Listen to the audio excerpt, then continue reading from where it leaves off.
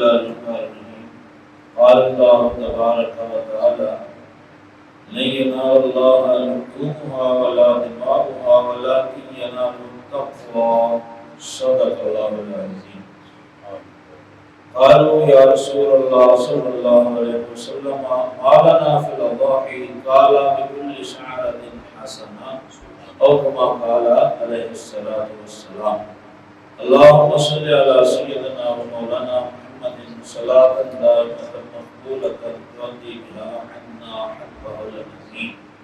اللہ تبارک و تعالی تمام تعریفوں کے لائق ہے جو تمام کائنات کا خالق اور مالک ہے. اللہ تعالیٰ کے بعد تمام تعریفوں کے لائق حضور صلی اللہ علیہ وسلم کی ذات والا صفات ہے. اللہ تعالیٰ کا درود اور اللہ کا سلام اور اللہ تعالیٰ کی رحمت ہمارے آقا پر اور ہمارے آقا کے آباء و اجداد پر، اہل بیت نبوت پر، تمام صحابہ کرام پر اور تمام اولیاء اور تمام علماء حقہ پر اللہ تعالیٰ کی رحمتیں نازل ہوں اور ان کے صدقے عام گناہ گاروں پر اللہ تعالیٰ کی رحمت، اللہ کا درود، اللہ کا سلام نازل ہو. اللہ تعالیٰ اس محفل کو جو کئی سالوں سے یہ ماہانہ محفل شریف چلتی ہے، اللہ تعالیٰ اس کو ہماری دعا کے قیامت تک چلاتے ہیں. اور اس کے بانی حاجی عابد صاحب آپ سب جانتے ہیں، ان کو اللہ تعالیٰ نے ذرا خیر دے جو اس اجتماع کا سبب بنتے ہیں اور اتنے سالوں سے تسلسل کے ساتھ یہ خوبصورت محفل بنائی جاتی ہے. مجھے آج ذرا زیادہ جلدی ہے جانے میں، اتفاق ایسا ہو گیا، پہلے کبھی ایسا نہیں ہوا، اس لیے میں نے حاضری پہلے پیش کرنا مناسب سمجھا ہے. بخاری شریف سے پہلے کی علم حدیث کی کتاب ہے، یعنی امام بخاری سے اوپر کے محدث ہیں عبدالرزاق رحمۃ اللہ علیہ، انہوں نے اپنی مصنف میں جلد نمبر 5 میں صفحہ نمبر 9 پر، یہ 10 جلدوں کی کتاب ہے اور 26 جلدوں پر مشتمل حدیث کی کتاب ہے، طبرانی معجم کبیر جلد نمبر 12 میں یہ حدیث شریف موجود ہے، 325 نمبر صفحہ پر جو میں آپ کے سامنے پیش کر رہا ہوں. حضرت عبداللہ بن عمر رضی اللہ تعالیٰ عنہ فرماتے ہیں، یہ چونکہ حج کا موسم ہے تو حج شریف شروع ہو چکا ہے آپ کے علم میں، قربانی کا بھی عنوان ہے، حج کا بھی، تو حضور کی شان دونوں طرح سے ہے. تو حضرت عبداللہ بن عمر رضی اللہ تعالیٰ عنہ فرماتے ہیں کہ مسجد منا میں، یہ منا جہاں شیطانوں کو کنکر مارتے ہیں اس کے بالکل قریب مسجد بنو خیف بھی یہ کہلاتی ہے اور مسجد منا بھی کہلاتی ہے. تو وہاں بیٹھے تھے کریم آقا صلی اللہ علیہ وسلم جلوہ گر ہیں. نماز کے بعد 2 صحابہ کرام، ایک انصاری اور ایک ثقفی، یہ 2 مسجد میں آئے، سلام عرض کیا اور سلام کے بعد جب حضور نے پوچھا کہ ہاں بھائی کہاں سے آئے ہو، کیسے آئے ہو، تو انہوں نے عرض کیا حضور ہم حج کرنے کے لیے تو آئے ہیں لیکن ہم نے کچھ سوال پوچھنے ہیں آپ سے. تو جو انصاری صحابی تھے میرے آقا علیہ السلام نے ان کو مخاطب کیا اور فرمایا کہ تم نے نماز کے متعلق کچھ سوالات ذہن میں رکھے ہوئے ہیں، اگر تم چاہتے ہو تو تم خود بتا لو، ورنہ جو تمہارے دل میں گھر سے لے کر آئے ہو وہ میں بتا دیتا ہوں.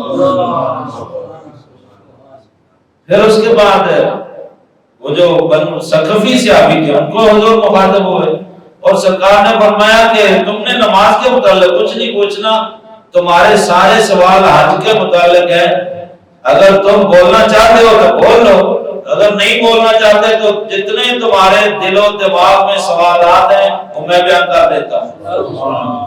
اللہ اکبر. تو ان دونوں نے عرض کیا حضور یہ تو اگر آپ ایسا کریں کہ ہم نے تو ابھی آپس میں راستے میں بات بھی نہیں کی ایک دوسرے سے کہ میں نے یہ پوچھنا ہے، میں نے گھر سے البتہ جب چلے تھے تو ارادہ لے کے چلے تھے، دل و دماغ میں یہ تھا کہ حضور سے خود پوچھیں گے. تو میرے آقا نے فرمایا آپ بتاؤ، میں بتاؤں کہ تم بتا دو؟ انہوں نے کہا نہیں حضور ہمیں پتہ ہے کہ ہم سے زیادہ ہمارے سوال آپ اچھے طریقے سے عطا فرمائیں. اللہ ابھی تک لوگ اس بات بحث میں پڑے ہوئے ہیں کہ دیوار کے پیچھے کا پتہ نہیں، دیوار کے پیچھے. یہاں آپ کی مسجد میں کئی مرتبہ حضرت صاحب زیادہ احمد سعید کاظمی شاہ صاحب تشریف لائے اور ہماری مسجد میں بھی تشریف لائے علماء گواہ آپ نے فرمایا بھائی وہ دیوار ہی بتا دو جس کے پیچھے کا حضور کو نہیں پتا. سات زمینیں سات آسمان اور جو کچھ اس کے اندر باہر ہے وہ تو اللہ نے اپنے حبیب کو عطا فرما دی ہے. وَعَلَّمَكَ مَا لَمْ تَكُن تَعْلَمْ وَكَانَ فَضْلُ اللَّهِ عَلَيْكَ عَظِيمًا. سبحان اللہ. اور تم ابھی دیوار کو دیکھ رہے ہو، وہ دیوار کون سی ہے؟ تمہیں اس دیوار کا پتہ ہے جس کے پیچھے جو ہے وہ مطلب آپ کو نہیں پتا وہ دیوار کون سی ہے. اللہ. اور یہ ایک موقع نہیں ہے پہلا کہ حضور نے ہم کو فرمائے، اس سے بے شمار اور کئی مواقع ہیں. اس وقت تفصیل کا چونکہ وقت نہیں ہے. ایک بات دوسرا یہ کہ انصاری صحابی نے نماز کے متعلق سوالات کیے تھے تو میں ان کو بھی رہنے دیتا ہوں. جو حج کے متعلق چونکہ موقع ہے قربانی کے متعلق اور حج کے متعلق، تو ثقفی صحابی کے یہ سوالات تھے تو حضور نے ان کو فرمایا تم بتاؤ گے یا میں بتاؤں؟ انہوں نے کہا نہیں حضور آپ بھی بتا دیں میرے سوالات. اللہ. تو میرے آقا علیہ السلام نے فرمایا کہ تم یہ پوچھنا چاہتے ہو، سب سے پہلا تمہارا سوال یہ ہے کہ گھر سے لے کر حرم شریف تک جانے تک کتنا ثواب ہے، یہ تمہارا پہلا سوال ہے. دوسرا سوال تمہارا یہ ہے کہ طواف کے بعد جو 2 رکعتیں مقام ابراہیم پڑھتے ہیں ان کا کیا ثواب ہے. تیسرا سوال تمہارا یہ ہے کہ صفا مروہ کی سعی اس کا کتنا اجر ہے. چوتھا سوال تمہارا یہ ہے کہ عرفہ کے میدان میں وقوف میں کتنا ثواب ہے. پانچواں سوال تمہارا یہ ہے کہ شیطان کو کنکر مارنے میں کتنا اجر و ثواب ہے. چھٹا سوال تمہارا یہ ہے کہ قربانی کرنے میں کتنا اجر اور ثواب ہے. اور ساتواں سوال تمہارا یہ ہے کہ شیطان کو کنکر مارنے میں وہ سر اٹھانے میں کتنا ثواب ہے. اور آٹھواں سوال یہ ہے کہ حاجی جب حج سے فارغ ہو کے آخری طواف کرتا ہے طواف افاضہ اس میں کتنا اجر ہے. یہ 8 سوال تم گھر سے لے کر آئے ہو، کوئی رہ تو نہیں گیا. اللہ اکبر. صحابی کہتے ہیں مجھے اس اللہ کی قسم جس نے آپ کو نبی پر حق بنایا ہے یا رسول اللہ، مجھ سے بہتر میرے سوال آپ نے عطا فرمائے. قسم کو خدا ایک حرف بھی آپ نے نہیں چھوڑا جو میں سوچ کے آیا تھا کہ میں یہ پوچھوں گا. تو حضور نے فرمایا یہ تو تمہارے سوال ہیں. اب ان کے جوابات حضور علیہ السلام نے عطا فرمایا سب سے پہلا جو حرم شریف تک پہنچنے کا ہے، فرمایا کہ تمہارے گھر سے لے کر حرم کعبہ تک پہنچنے پر تم چونکہ اونٹ پر آئے ہو، اونٹ کے اوپر آئے تھے، تو فرمایا کہ ہر قدم کے بدلے میں ایک گناہ مٹایا جاتا ہے اور ایک نیکی لکھی جاتی ہے. اب کوئی اونٹ کے اوپر جائے، کوئی پیدل جائے، جیسے کہ تھوڑے قریب لوگوں علاقے کے لوگ گدھے کے اوپر، اس وقت عام سواری تھی، گدھا گدھی عام سواری ہوتی تھی. دور کے لوگ اونٹ پر اونٹنی پر آتے تھے، کچھ پیدل بھی آتے تھے. آپ جانور ہو یا بندہ پیدل ہو یا آج کل کا زمانہ آپ لے لیں، آج کل کچھ سفر آپ ریل گاڑی پہ کر لیتے ہیں، کچھ بس پہ ہوتا ہے، کچھ ہوائی جہاز پہ ہوتا ہے، کچھ بحری جہاز پہ لوگ قریب کے آ جاتے ہیں، کشتیوں پر. جس طرح سے بھی کوئی جائے گا بھائی ہر چیز کے قدم تو ہیں، نام ان کے الگ الگ ہے.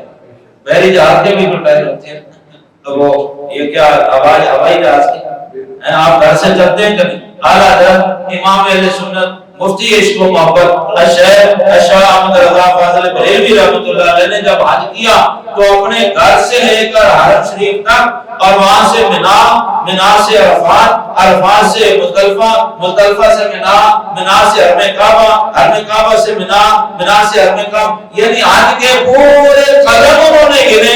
اور پھر وہ پایا اللہ کے فضل سے اتنے ارب، اتنے کروڑ، اتنے لاکھ، اتنے ہزار، اتنے سو، اتنے قدم میرے بنے ہیں، ہر قدم پر اللہ نے یہ مجھے انعام عطا فرمایا. انہوں نے اپنے قدم جہاں جہاں پیدل چلے، جہاں سواریوں میں بیٹھے. اللہ اکبر. تو میرے آقا نے فرمایا یہ تمہارے پہلے سوال کا جواب ہے. اور دوسرا فرمایا کہ طواف کے بعد 2 رکعتیں، فرمایا ان کا ایسا ہے کہ حضرت اسماعیل علیہ السلام کی اولاد میں سے اگر کوئی غلام ہو گیا ہو، اس غلام کو آزاد کرنے میں جتنا اجر ہے ان 2 رکعتوں میں اللہ تعالیٰ نے اتنا اجر رکھا. صفا مروا کی سعی کا تمہارا سوال تھا کہ وہاں کتنا اجر ہے، تو میرے آقا نے فرمایا 70 غلام آزاد کرنے کے برابر صفا مروا کی سعی کا ثواب ہوگا۔ عرفہ کے میدان کا تم نے ذکر کیا ہے تو فرمایا اللہ تبارک و تعالیٰ اس دن خاص تجلی فرماتا ہے، اور اللہ تعالیٰ فرماتا ہے کہ جو تم یہاں آگے ہو، اگر تمہارے گناہ ریت کے جتنی پوری دنیا میں ریت ہے، ریت کے ذروں کے برابر ہوں، یا موسلا دھار بارش کے قطروں کے برابر ہوں، یا سمندر کی جھاگ کے ذرات کے برابر ہوں، اگر تمہارے گناہ اتنے بھی ہوں، آج میرا بدل اتنا وسیع ہے کہ میں ہر حاجی کے اتنے گناہ معاف کر دوں تو میری رحمت میں کوئی کمی والا نہیں۔ اللہ سبحان اللہ۔ اور ویسے موتا امام مالک کی وہ حدیث ہے، میں اشارہ دے دیتا ہوں، اس میں حضور سید عالم علیہ السلام نے فرمایا کہ شیطان پر یوم عرفہ سے بھاری کوئی دن نہیں ہوتا پورے سال میں کہ وہ سارا سال محنت کرتا ہے، اور عرفہ والے دن آتی حضرات و خواتین جو وہاں آ جاتے ہیں تو یک نظر اللہ تعالیٰ ان کے ساتھ گناہ معاف کر دیتا ہے، وہ چیختا ہے، چلاتا ہے، پیٹتا ہے، سینہ پیٹتا ہے، سر کو بھی کرتا ہے، اپنے منہ پہ تماچے مارتا ہے، سر میں خاک ڈالتا ہے، کہتا ہے میں تباہ و برباد ہو گیا، میں نے سارا سال ان سے گناہ کروائے اور رب تعالیٰ نے ایک لمحے میں ان کے سارے گناہ معاف فرما دیے۔ اللہ اکبر۔ اچھا تو یہاں میں نے پھر وہ جب کہ ہم سارا دن پڑھنے پڑھانے کا کام کرتے ہیں تو شیطان جو ہمارا دشمن ہے اس کے سب حالات حضور جانتے ہیں، اس کے پیدائش سے لے کر قیامت تک کہ اس کے لیے سب سے بھاری بھرکم کون سا دن ہے۔ تو اگر شیطان دشمن کے بارے میں جانتے ہیں تو غلاموں کے نہیں جانتے حضور اپنے غلاموں کے بارے میں نہیں جانتے یہ کتنی نیکیاں کرتا ہے، اس کا کتنا درجہ ہے، اس کو کیا مقام، اس کا خوشی کہاں ہے، غمی کہاں ہے۔ اللہ اکبر۔ پھر میرے آقا صلی اللہ تعالی اور پھر اللہ تعالی فرمایا حضور نے، اللہ تعالیٰ فرشتوں کے ساتھ دکھاتے ہیں فرشتوں کو، دیکھو عرفات کے میدان میں اللہ تعالیٰ فخر فرماتا ہے اور پھر ان کو گواہ فرماتا ہے، اے ملائکہ تم گواہ ہو جتنے یہاں آ گئے ہیں میں نے سب کی بخشش فرما دی۔ اللہ۔ اور پھر فرمایا کہ تم نے پوچھا کہ وہ شیطان کو کنکر مارنے میں کتنا اجر ہے، تو میرے آقا علیہ السلام نے فرمایا ہر کنکر پر ایک ایسا کبیرہ گناہ مٹایا جاتا ہے جو انسان کی ساری زندگی کو تباہ و برباد کر سکتا ہے، ایک کنکر کی اتنی فضیلت ہے کہ وہ اس گناہ کو معاف کرا دیتا ہے۔ ہر کنکر اب 7 پہلے دن مارے جاتے ہیں، پھر دوسرے دن تینوں شیطانوں کو 7 مارے جاتے ہیں، 7، پھر تیسرے دن سب کو مارے، تقریباً یہ 49 بنتے ہیں۔ تو شاید 49 کبیرہ گناہ ہم زیادہ کر بیٹھے ہوں یا کم کر بیٹھے ہوں، پر جو کچھ بھی ہو ہر کنکر پر اتنا معافی ہو جاتی ہے۔ اور اس سے پہلے میدان عرفات میں جو انعام مل چکا ہے، اور عرفہ کی رات میں، منا کی مزدلفہ کی رات میں، تو اس کا شمار نہیں کر فرمایا۔ تم نے قربانی کے بارے میں پوچھا ہے تو قربانی کا مسئلہ یہ ہے کہ یہ جانور تمہارے لیے قیامت کے دن کے لیے ذخیرہ بنا دیا گیا ہے، جب یہ پہنچو گے وہاں، وما یہ سورہ مزمل شریف کی آخری آیت ہے، وما تقدموا لانفسکم من خیر تجدوه عند اللہ هو خیرا واعظم اجرا۔ اللہ اکبر۔ تم نے تو جتنا چھوٹا سا جانور دیا، وہ مسلم شریف کی روایت ہے، ان اللہ تعالی یقبل صدقتکم بیمینہ فیربی کما یربی احدکم فلوہ۔ کریم آقا علیہ السلام نے فرمایا تم صدقہ دیتے ہو تھوڑا سا کھجور کے برابر، تو اللہ تعالیٰ اس کی یوں بڑھوتری کرتا ہے، پرورش کرتا ہے، جیسے تم کسی مادہ جانور کے بچے کی، گائے، بکری، بھیڑ، اونٹ، بھینس وغیرہ، اس کے بچے کی تم پرورش کرتے ہو، ادھر وہ پورا جانور بن جاتا ہے۔ فرمایا وہ تمہارا کھجور کے برابر صدقہ اتنا بڑھتا رہتا ہے، قیامت کے دن وہ اور پہاڑ سے بھی بڑا ہو جائے گا۔ اللہ۔ تو تمہارا یہ جانور جو قربانی کرتے ہو وہاں کرو یا یہاں کرو، فرمایا اس کا یہ اجر ہے۔ اور فرمایا تم نے پوچھا کہ سر مٹانے میں کتنا ہے، تو فرمایا سر کے ہر بال کے بدلے میں ایک گناہ مٹایا جاتا ہے اور ایک نیکی لکھی جاتی ہے۔ یہاں میں تھوڑی سی آپ کی توجہ دلانا چاہتا ہوں، علماء بھی تشریف فرمائیں، سر کے ہر بال کے بدلے میں سر مٹانے والا، اچھا ایک یہ ذہن میں رکھیں کہ حاجی عمرہ کرنے والا جب اینڈ کرواتا ہے تو ہر بال کے بدلے میں ایک گناہ مٹتا ہے اور ایک نیکی لکھی جاتی ہے. اور یہ جو جانور آپ کرتے ہیں ابھی کچھ دنوں کے بعد آپ کریں گے، اس کی فضیلت میں بھی آیا ہے کہ جانور جیسا بھی ہو اس کے جسم پر جتنے بال ہیں ہر بال کے بدلے میں ایک نیکی عطا فرمائی جاتی ہے. جانور تو بہت بڑا ہے، مثلا آپ کو بڑا جانور کرتے ہیں، اونٹ کرتے ہیں، بھیڑا کرتے ہیں، وہ تو بہت بڑا ہے. بکرا، چترا، ڈبا، یہ چھوٹے جانور ہیں. اچھا، اس سے چھوٹا آپ کا وجود ہے. سارے جسم پر بال ہیں، لیکن حضور نے سارے جسم کی بات نہیں کی، فرمایا جتنے سر پر بال ہیں، جو کہ سر منڈایا جاتا ہے. میں کہنا یہ چاہتا ہوں کہ اللہ تعالیٰ قرآن شریف میں فرماتا ہے قل متاع الدنیا قلیل، یہ جتنا سارا سامان ہے دنیا کا یہ تو بہت تھوڑا ہے. اچھا، اس تھوڑے میں آپ کا وجود بہت چھوٹا ہے، پھر آپ کے وجود میں آپ کا سر بہت چھوٹا ہے، اور کئی سروں پر وہ بال کم ہوتے ہیں، کوئی گندے ہوتے ہیں. لیکن چلیں جی آپ کو یہ نعمت ہے کہ آپ کے ساتھ کے بال ہیں، اگر نہ ہو تو لوگ گنجا وغیرہ یا اس طرح کی باتیں کرتے ہیں، مذاق کرتے ہیں. میں کہتا ہوں کہ ان نعمتوں میں سے ایک چھوٹی نعمت وَإِن تَعُدُّوا نِعْمَتَ اللَّهِ لَا تُحْصُوهَا، کہ بھئی تمہارے سر کے بال جتنے ہیں تم وہ شمار نہیں کر سکتے.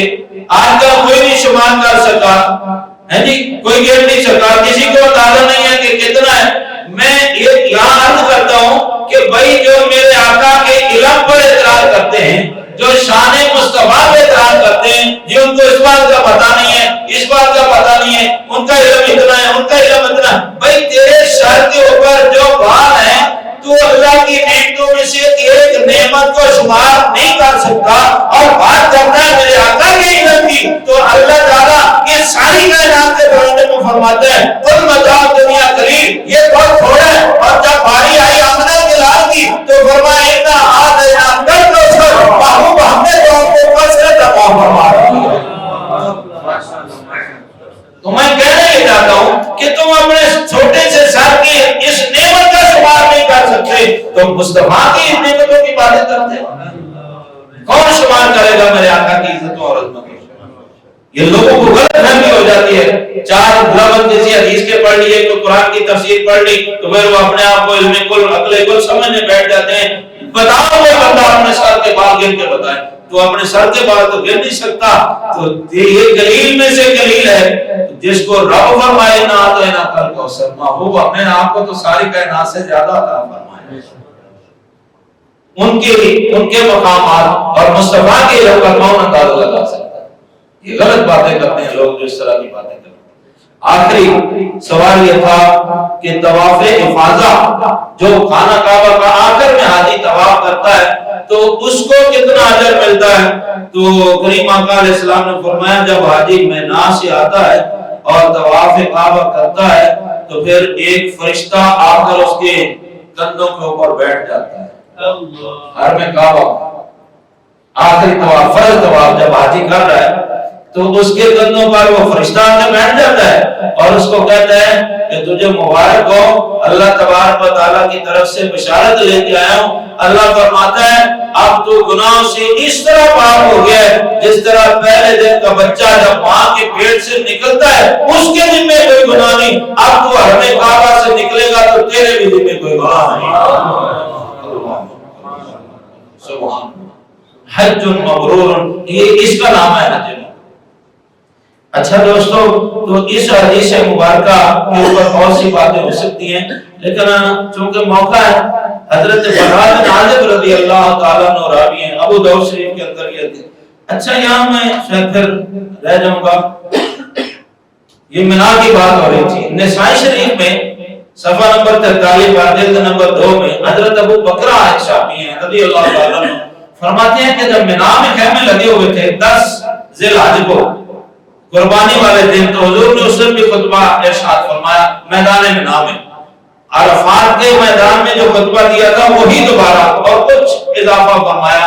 آج ہفتہ تھا اور 10 تاریخ تھی ذی الحجہ کی، ہفتے کا میرے آقا نے میدان منا میں، تو کچھ حضرات و خواتین صحابہ کرام بیمار تھے، بزرگ تھے، وہ اپنے خیموں میں تھے. اب تقریباً جو روایات آتی ہیں 1,10,000 سے 1,30,000 کی روایات آتی ہیں کہ حضور کے ساتھ اتنے صحابہ کرام حضرات و خواتین تھے.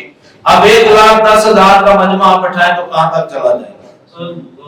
آج کل کتنا ساؤنڈ سسٹم آپ کو لانا پڑے گا, کتنے لاؤڈ سپیکر لگانے پڑیں گے 1,25,000 کے مجمع کے لیے.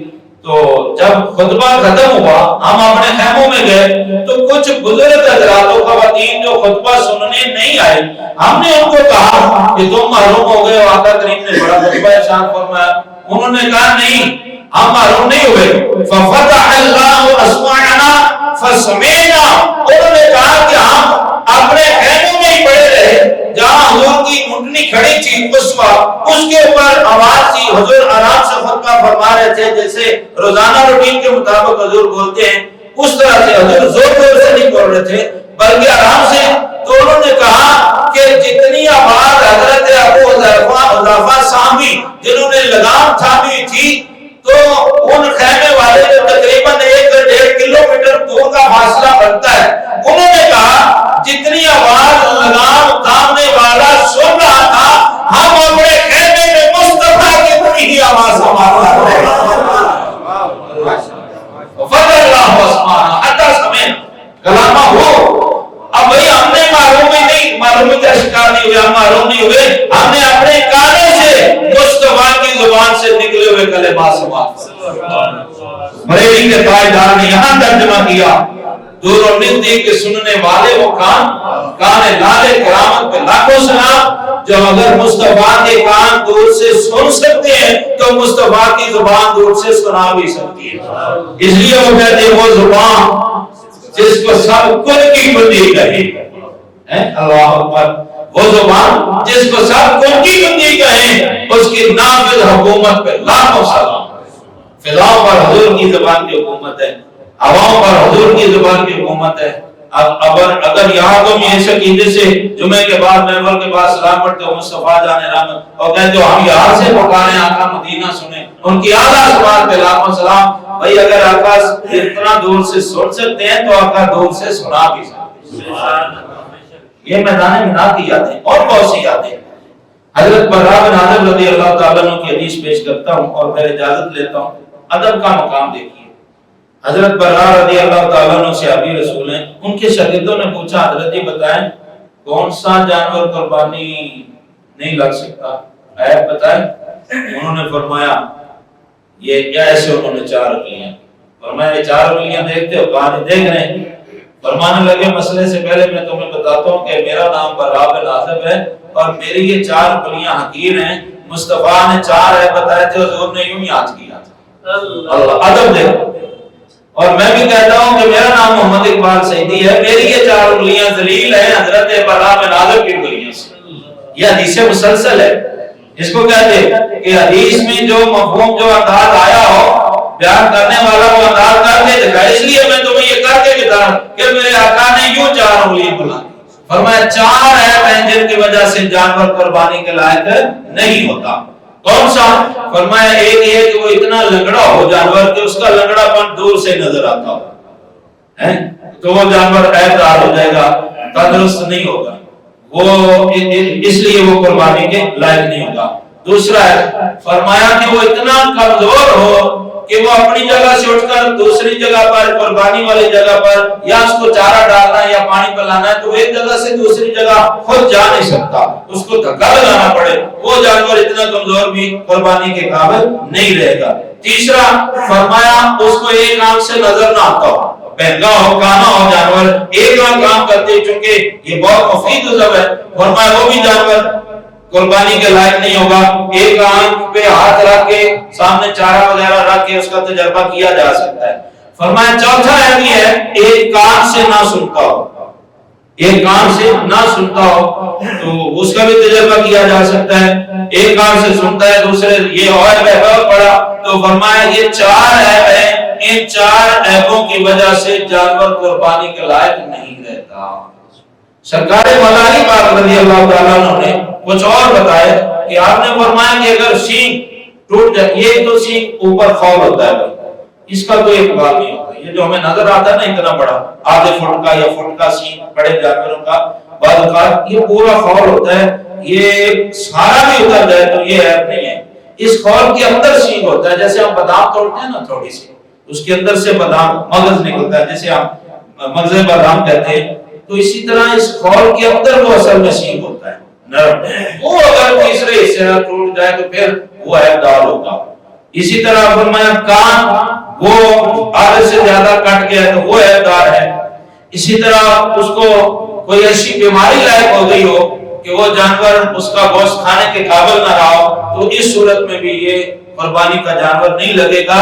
اس لیے میرے آقا سید عالم صلی اللہ علیہ وسلم دیکھ بھال کے اچھا جانور، خصی شدہ جانور، حضور تو ہمیشہ چھوٹا کرتے تھے نا، دمبا سینگ والا اور مختلف رنگوں والا اور خصی شدہ، حضور صلی اللہ علیہ وسلم یہ فرماتے تھے۔ تو اللہ آخری بات یہ ہے کہ آج کل لوگوں میں یہ بڑا چل گیا، جی والد صاحب فوت ہو گئے تو میں ان کا جی وہ میں نے عرض کر دیا کہ جانور کو کوئی ایسی بیماری لگ جائے کہ جس کی وجہ سے گوشت کھانے کے قابل نہ ہو، کوئی بھی بیماری ہو سکتی ہے، ٹھیک ہے جی مختصر۔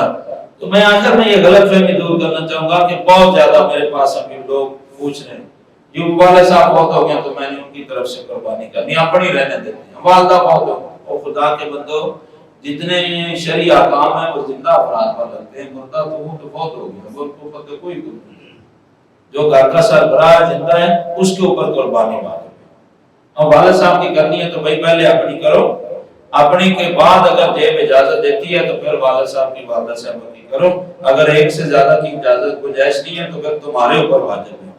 ایک بات، ایک اور عجیب مسئلہ میرے پاس پچھلے ہفتے میں آیا، وہ پوچھنے والے نے کہا جی میرا بھائی ذرا زیادہ غریب ہے تو میرے بیٹے کہتے ہیں کہ ابو جی ہم قربانی نہیں کرتے، ہر سال آپ بڑا جانور لے کے آتے ہیں، تو اس طرح اس مرتبہ بچے کہہ رہے ابو جی رہنے دیں، جو چچا جان کو دے دیتے ہیں، وہ مکان کی چھت ڈال دیتے ہیں، قربانی دے دیتے ہیں۔ میں نے کہا سبحان اللہ، اب تو چاہتے ہو کہ شریعت ہماری گھر کی ہو جائے، یہ شریعہ کام ہے، یہ اللہ تعالیٰ کا ہے، تو اللہ کا حق روک کر بندے کو نہیں دیا جا سکتا۔ ہاں میں نے کہا تم نے رمضان میں قربانی کو زکات دینی ہے نا، تو زکات ادا کرنی ہے، یہ نہیں ہے کہ زکات نہیں دیتے تو چلو بھائی کی مدد کر دیتے ہیں، وہی زکات اپنے بھائی کو دے دو، وہ مکان کی چھت بنا لے گا۔ قربانی کرنی ہے تو کھال بیچ کے پیسے اس کو دے دو اور کسی کو نہ دو، تمہارا بھائی اس لائق ہے تو قربانی کی کھال اس کو دے دو یا فروخت کر پیسے اس کو دے، کوئی بھی عزیز ہو، اعزا اقربا رشتہ داروں میں ہو تو بھائیو اللہ تعالیٰ کا جو حکم ہے، اللہ تعالیٰ کا حق ہے، زکات ہے، قربانی ہے، حج ہے، تو یہ روک کر کسی کی مدد نہیں کی جائے گی، یہ آپ پر فرض ہے۔ ہاں اس کے بعد اگر آپ کے پاس گنجائش ہے تو آپ ادا کر لیں۔